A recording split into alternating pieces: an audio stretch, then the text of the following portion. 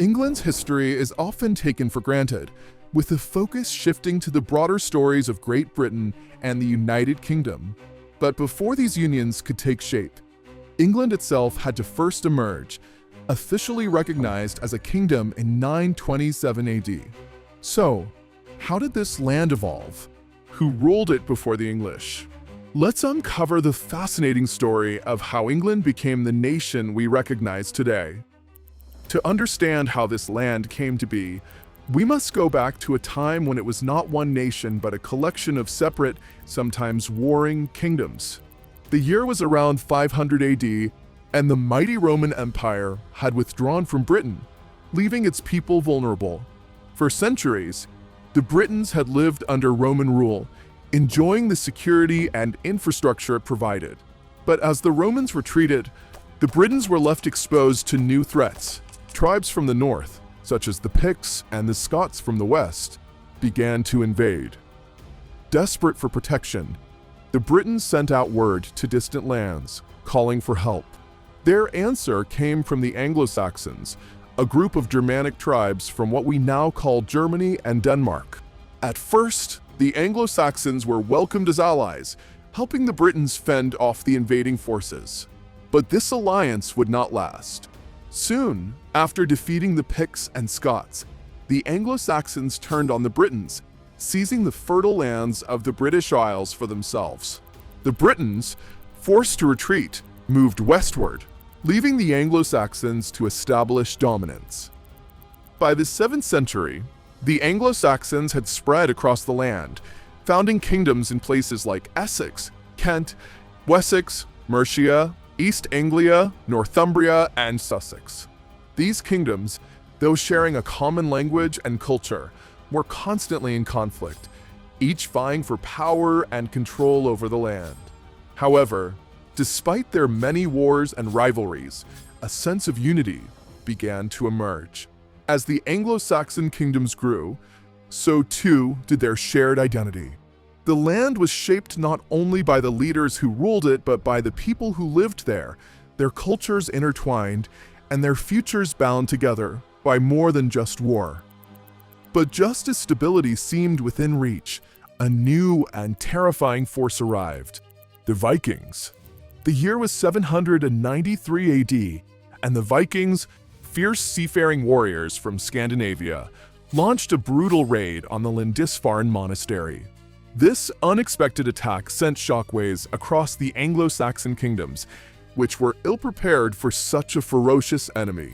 Over the next several decades, Viking armies, known as the Great Heathen Army, ravaged the land, conquering kingdom after kingdom. By 870, the Danes, a particular group of Vikings, had claimed much of East Anglia and Mercia, leaving only Wessex standing in defiance. The fate of Wessex, and of England itself, was tied to one man: Alfred the Great. Alfred ascended the throne of Wessex in 871, facing the Vikings with determination and ingenuity. At first, Alfred resorted to paying tribute to the Viking invaders in the hope of avoiding further bloodshed. But as the raids continued, he realized this was not a solution.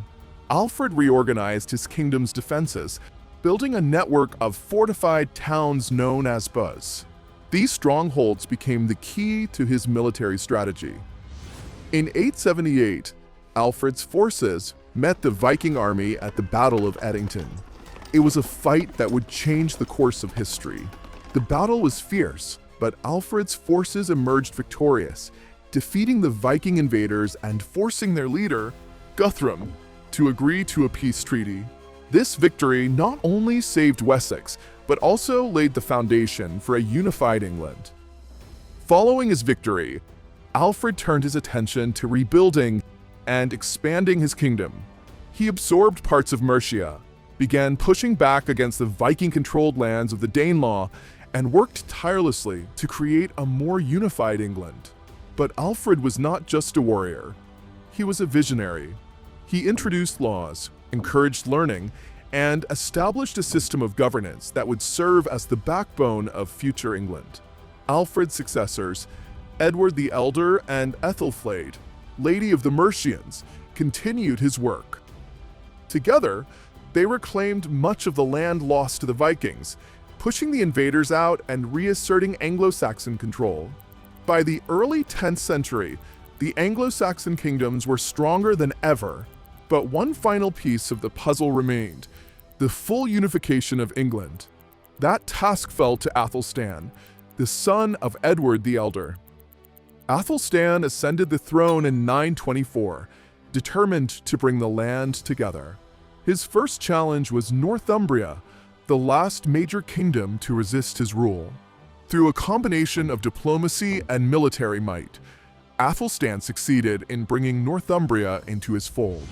The final test came in 937 at the Battle of Brennenburg, where Athelstan's forces faced a coalition of Scots, Norsemen, and Britons from Strathclyde. The battle was hard-fought, but Athelstan's army emerged victorious, solidifying his control over the entire kingdom. With this victory, Athelstan became the first king to rule over a truly unified England. His reign marked the beginning of a new era, one where the different Anglo-Saxon kingdoms were no longer separate entities, but a single, cohesive nation. Athelstan's triumph brought stability and pride to the people of England, uniting them under a common banner. Yet, the journey to unity did not end with Athelstan. After his death in 939, the Vikings returned, and the kingdom was again threatened by raids and internal strife. But the leaders who followed, such as Edmund I and Eadred, worked tirelessly to keep England intact. By the time Edgar the Peaceful ascended the throne in 959, the kingdom had reached a new level of stability. Edgar's reign was marked by reforms that strengthened the kingdom, integrating the Danish population in former Viking territories and ensuring peace across the land. By the end of the 10th century, England was no longer a fractured land of rival kingdoms. It had become a unified kingdom with a clear identity, a common language, and a legal system that bound its people together. The creation of England was a long and difficult journey, but it was one that was forged through the blood, sweat, and tears of countless generations. It was a land built on resilience and the unwavering belief that, despite the many struggles and invasions, unity could prevail. And so, the Kingdom of England emerged, a testament to the strength of its people and the power of unity in the face of adversity. Thanks for watching.